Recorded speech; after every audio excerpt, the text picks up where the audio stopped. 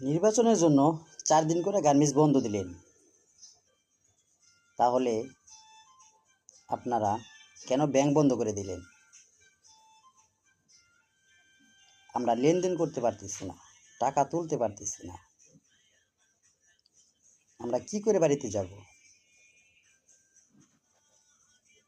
তো প্রত্যেকটা ভোটারের বাড়িতে যাইতে হলে যাবে আসবে কমপক্ষে 3000 করে টাকা রাখতে হবে।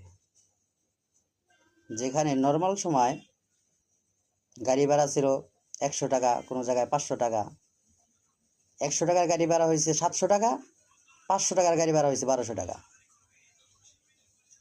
কেন হলো এগুলা? এই টাকাগুলা কে দিবে? কোথা থেকে আসবে?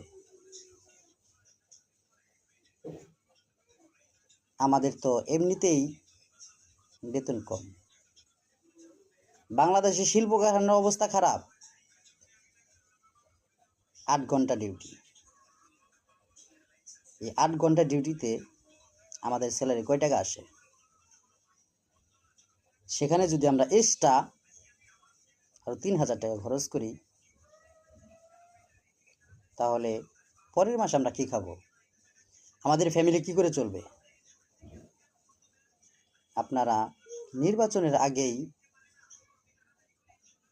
এরকম কাজগুলা করলেন, নির্বাচনের পরে আপনারা কি করবেন?